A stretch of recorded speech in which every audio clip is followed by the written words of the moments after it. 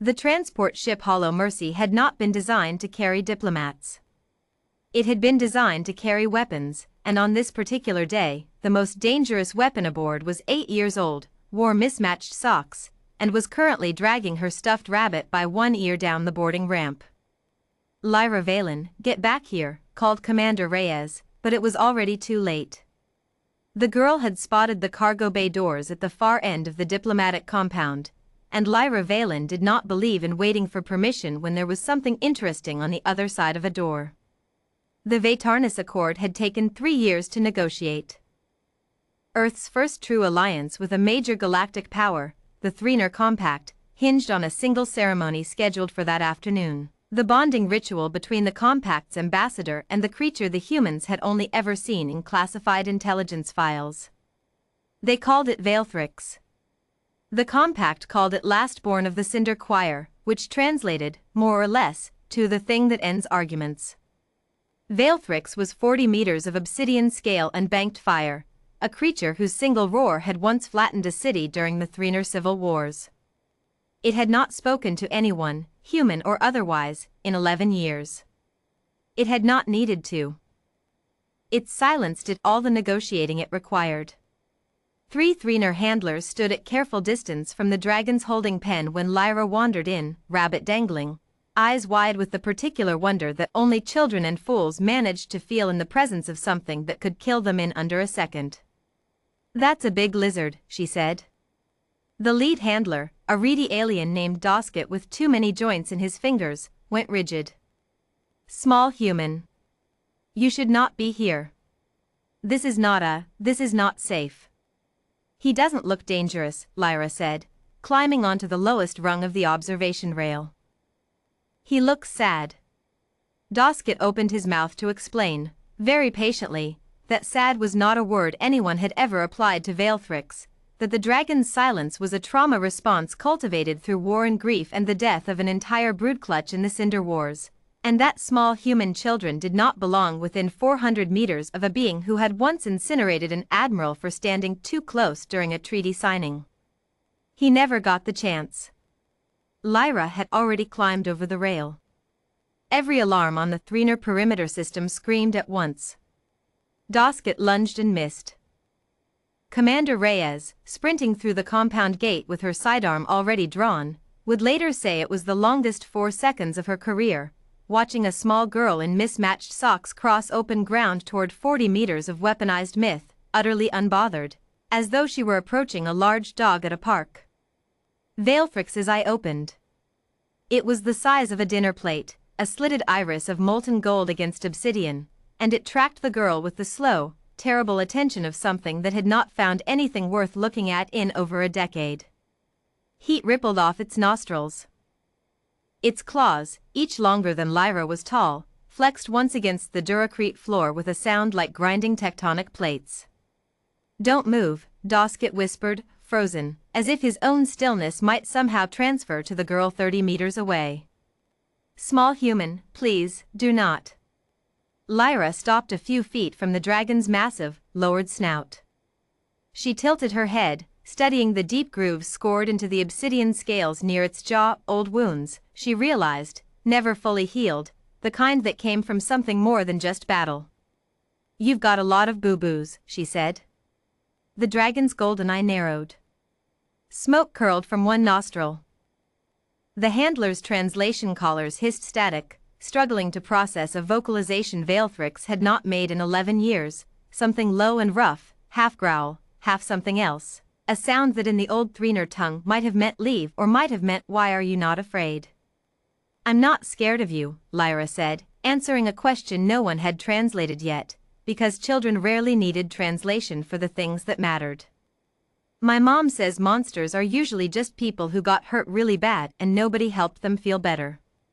The reedy handler made a sound like a kettle about to burst. Commander Reyes had gone perfectly still at the rail, weapon raised but trembling, because some terrible instinct told her that firing now would be far more dangerous than not firing at all. Lyra reached up, she had to stand on her tiptoes, rabbit still clutched in one fist, and pressed her small hand flat against the warm, ridged scale just beside the dragon's nose. The temperature in the chamber spiked. Every Threener present felt it, a surge of bioelectric current through the creature's hide, the kind that, in Veilfrix's history, had always preceded fire. It did not breathe fire. Lyra leaned forward, closed her eyes, and kissed the dragon on the very tip of its massive, scarred nose, the way she kissed her grandfather's cheek before bed, soft and unhurried and entirely without fear. Silence swallowed the chamber. Veilfrix did not move.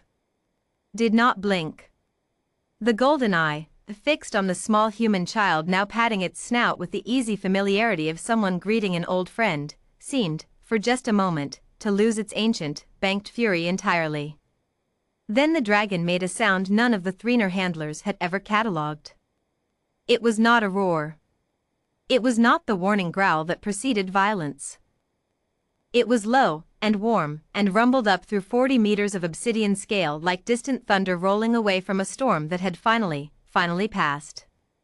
Dosket's collar struggled and failed to find a translation, because the sound predated language. It was simply relief. Veilfrix lowered its enormous head until its snout rested, very gently, against the top of Lyra's small skull, a gesture so careful, so deliberately weightless, that the girl didn't even stumble. "See?" Lyra said, scratching beneath the dragon's jaw the way she'd seen people do with dogs on the hollow screens. Not so scary. By the time Commander Reyes reached the rail, hands shaking too hard to holster her weapon, the Threener ambassador had arrived, summoned by a dozen frantic comm bursts, and stood frozen at the chamber entrance, watching the single most dangerous weapon his people had ever fielded nuzzle a human child like an oversized house cat. "This is not possible," the ambassador said. "She does this," Reyes managed, voice strangled between horror and something dangerously close to laughter. "She did it to a junkyard dog back in Houston. Animal control had to call her mother." "That thing," the ambassador said, pointing a trembling claw at Veilfrix, "has not allowed physical contact from any sentient being in 11 years. It killed the last handler who attempted to remove a medical sensor from its wing." "Lyra doesn't really ask permission for things," Reyes said. "It's sort of her whole personality." The dragon's golden eye drifted toward the ambassador and the assembled handlers, and something in that gaze, something that had, for over a decade, contained nothing but grief dressed up as menace, had shifted. Not gone. Grief like that never simply vanished.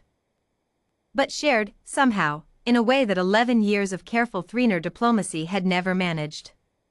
Veilfrix lowered itself fully onto the chamber floor, curling its enormous bulk around the small girl with the slow, deliberate care of something that had once been gentle and had simply forgotten how, until reminded.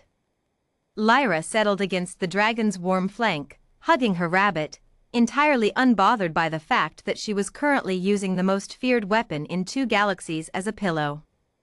"Can I have a snack?" she asked Commander Reyes. "Lizard sitting is hungry work." The Vatarnis Accord was signed 3 hours later than scheduled, delayed because the Threener ambassador insisted on revising several clauses after witnessing what he described, with great solemnity, as an unprecedented diplomatic breakthrough achieved through means our entire civilization failed to consider in 11 years of careful protocol. Commander Reyes simply wrote in her after-action report that Lyra Valen had, once again, made a new friend, and that command should perhaps stop being surprised by this particular pattern. Veilfrix did not speak again that day, or the next.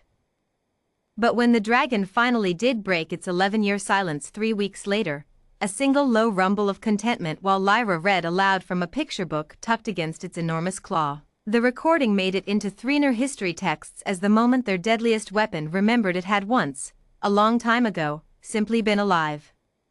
Humans, the history texts noted afterward, did not seem to find this surprising at all.